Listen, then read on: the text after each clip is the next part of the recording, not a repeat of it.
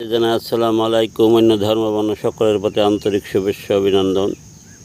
সকালে উঠেছি, আমার দাদা আমাকে ফজরের নামাজের আগেই ডেকে তুলেছে। ডাটা পাড়তে হবে, তার জন্য আঙ্গুর আনতে হবে কিনে, ডাটা বেছে তাই ডেকে তুলেছে। এখন সব ডাটা পাড়া শুরু করব। তার আগে একটা কথা বলে যাই, আওয়ামী লীগের যারা বিদেশে নেতারা আছেন, নারায়ণগঞ্জের আইভি ঢাকা 5 আসনের টুসির কাছ থেকে শিক্ষা নিন, কাকে বলে বঙ্গবন্ধুর আদর্শ। ওই বিদেশে বসে থেকে পালিয়ে থেকে মাঝে মাঝে একটা কথা বলে আজব গুজব কথা ছড়িয়ে কর্মীরা নামো নেমে বিপদে ফেলা, এটা শিক্ষা নিন।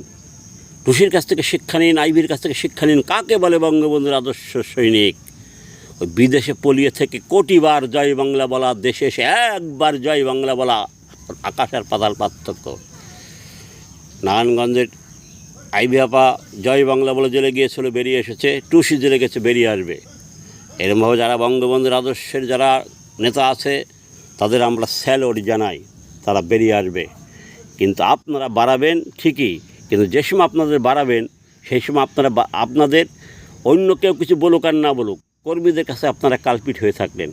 কারণ 10টি মাস হয়ে যাচ্ছে, আপনারা কোনো কর্মীদের খবর নেন নাই। ওখানে বসে বসে খালি বলছেন তোমরা নামো, তোমরা নামো, তোমরা নামো। আমরা নামবো, আপনারা আসলে পারে আমরা নামবো ইনশাল্লাহ। সেই নামা নামবো, আপনাদের বাস মারতে নামবো। প্রধানমন্ত্রীর সামনে আপনারা বসবে, যদি পিছনে আপনারা দাঁড়ান সিরিয়ালি, ঠিক আছে, ওই মঞ্চে জুতা মারা হবে।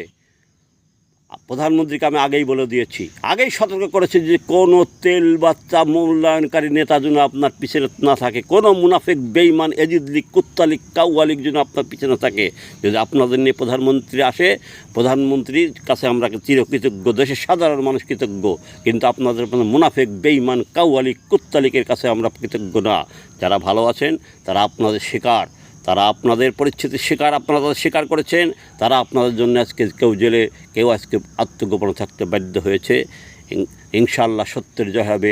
প্রধানমন্ত্রী সহ যারা ভালো নেতা আছে তারা বীরের বেশে বাংলাদেশে আসবে, কোটি কোটি জনগণ তাদের স্বাগত জানাবে। আর যারা মুনাফিক বেঈমান নেতা, তাদের জন্য বাংলার প্রথম হাতিয়ার বাস রেডি ঘরে ঘরে হয়ে আছে। যারা দেশের ক্ষতি করেছে তারাও বাস খাবে, যারা দলের ক্ষতি করে গেছে তারা কর্মীদের হাতে বাস খাবে, এতে কোনো সন্দেহ নাই, কোনো সন্দেহ নাই, কোনো সন্দেহ নাই।